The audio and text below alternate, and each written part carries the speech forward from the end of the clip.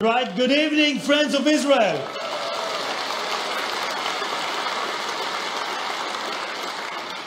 You know, I will make it very brief, but I have to recognize, first of all, the leader of the Friends of Israel in the Norwegian Parliament, Mr. Hans Frederick Gruben.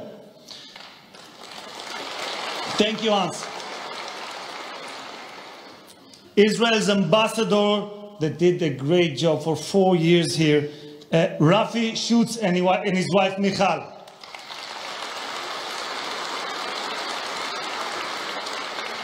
The International Christian Embassy of Jerusalem, Mr. Eric Daniel Hansen, for your long time support, sponsoring to promote Israel culture in Norway, including this great celebration. Thank you.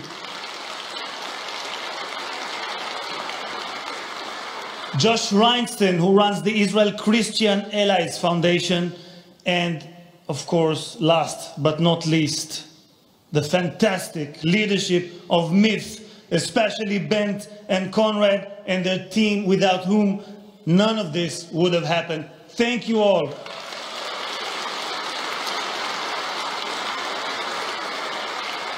Dear friends, Shalom. Shalom, as you know, is the first word that an Israeli says when he meets another. Shalom means peace. And indeed, we have yearned for peace since ever, really. I was born in a war zone 42 years ago. 3 years before I was born, we had the Yom Kippur War, the 1973 war that was one of the most difficult challenges the state of Israel has ever known.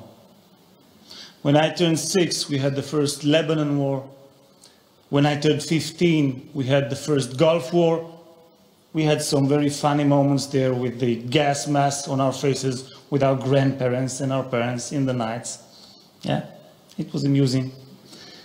So you can understand why when I turned 17, and it was 1993, and the Oslo Accords were signed, we had a lot of hope. We hope that finally, eventually, after we didn't know one day of peace since the state was established with our entire neighbors, we will have it. And basically what we said, what the Israeli government said to the Arabs, you know what? You want to rule yourselves? Go ahead, do it. Run your own parliament, run your own government, have your own judicial system, police system, education system. We gave them their territories, we gave them uniforms, guns. What did we get instead? Buses exploding, restaurants, coffee shops, shopping malls. We have experienced a wave of terror that we have never known before. Yes, we had terror for many, many years, but it escalated to levels we did not know. Not many Israelis know that, but prior to 1993, we didn't have one suicide bomber in Israel. Ever since, we can count them by the hundreds. The victims too. And then you might expect that the Israelis are clever, you know, they are the startup nation, they probably learned the lesson. And then came 2005, in which we have disengaged from the Gaza Strip, saying, as Prime Minister back then, Ariel Sharon said, you know what, we have to end the occupation on Gaza. Some expected that Gaza would become the Singapore of the Middle East. They have a beautiful strip by the shore, they will build hotels, they will invest in education, healthcare, and whatever a normal people who wants to live does, right? We took the soldiers out, we took the settlers out, we took 3 generations of people that were born there and raised the desert and flourished it, thrown them out of their houses, because in the Jewish homeland you can do that to Jews, unfortunately. What did we get instead? Did we get peace? We got tunnels underneath our villages and missiles that would go further and further and kill more and more Israelis. My friends, we want peace, we need peace, but in order to achieve it, we need another side that has the willing and the political stability to maintain peace. And I'm sorry, but we have none. What we see on the other side is a struggle between two powerful bodies. On the one hand, Hamas, which clearly we would all agree is totally devoted to the destruction of Israel and to the killing of as many Jews as possible. It's written in their covenant, and they don't only say it, they demonstrate it by deeds. But my colleagues from the left sometimes says we have the partner, we have the moderate ones, we have the PLO, the Palestinian Liberation Organization, that was established back at 1964, which is kind of interesting because there was not one settler, not one Jewish soldier on Judea and Samaria, or the West Bank as they call it, back at 1964. What did they want to liberate Palestine from? Is it really Ma'ale Shomron, Otniel and Efrat? Or is it really Yafo and Akko and Haifa and Tzfat? And everything that we consider as the state of Israel. Now, my colleagues from the left would say, yes, you're right. That was back in 1964, but this is 2018. They moved ahead. Why won't you? Have they?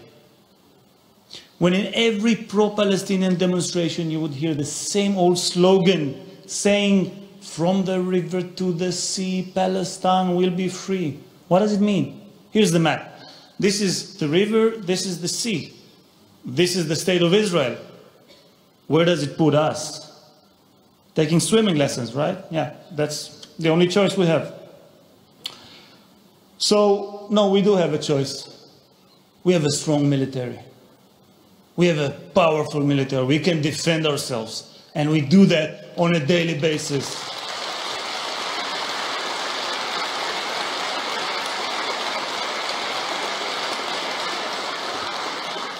Now, what does it take to bring peace? Because let me tell you, and this may sound as a surprise, peace is not only achievable, peace is inevitable, based on two major pillars. One is education, and the second is economy. This is how we can build bridges between us. And how do you do that? When I say education, the incitement to terror has to stop. The paying of salaries and bonuses, even to the slaughterers of 3-month-old Hadass Fogel in her bed, to terrorists, has to stop. The glorification of terrorists and the naming of streets and buildings like the government building in Ramallah, the government building, not just a small alley, is named after Yahya Ayash, aka the engineer, al-Muhandis, who is responsible for the killing of more than 100 Israeli women and children, Holocaust survivors, and innocent men. This is who they named the government building after. This has to stop.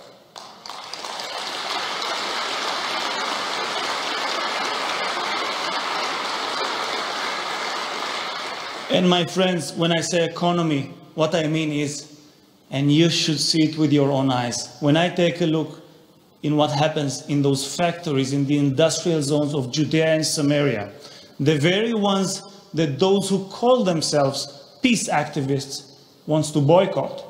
What do I see there? I see Jews and Arabs working together, having lunch together, sharing family pictures, living together rather than killing each other. This is peace in the making. This is coexistence. And this is what they want to boycott in the name of peace. How absurd can it get?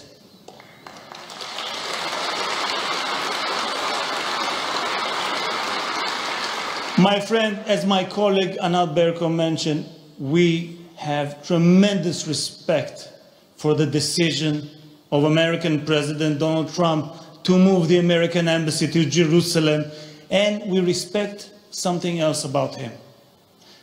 We respect Trump because he realizes, unlike many other leaders, that peace or the Arab-Israeli conflict will not be resolved in Washington, nor in Brussels, nor in Oslo.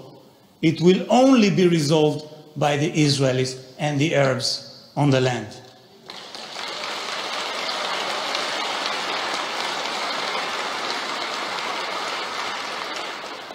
Imagine that.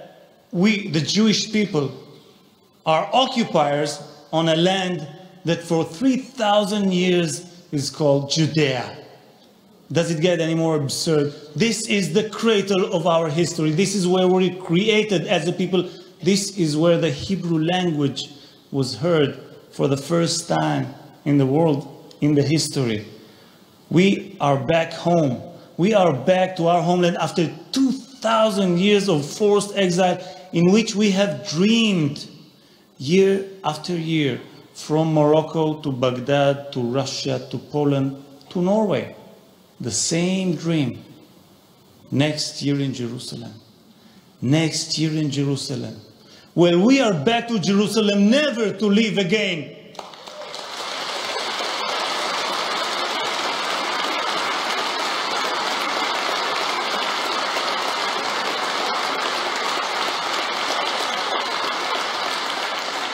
And I will conclude with a short story. So Winston Churchill, a man who humanity owes a great deal of debt to, came to visit young Tel Aviv back at 1921. He was the minister of the British colonies. And the mayor of Tel Aviv, Mr. Dizengoff, wanted to impress him so much. The city was young. It didn't have grown trees. So he borrowed trees from the surroundment and planted them on Rothschild Boulevard, just for the visit. And indeed, Churchill arrived, and the city was so nice. Everyone went out with the nicest clothes, and the sight was spectacular. Churchill was so impressed. He said how miraculously the city has grown in such a short time. Dizengoff was so pleased, but the wind began to blow. And as the wind began to blow, some of the trees began to fall. Everyone was so embarrassed. The scheme was revealed. Of course, Dizengoff didn't know where to put himself, but Churchill patted him on his shoulder and said, "My dear Mr. Dizengoff, without roots, nothing will grow here. And God, have we grown since, thanks to our roots, thanks to our legacy, thanks to our history, and thanks to you, friends.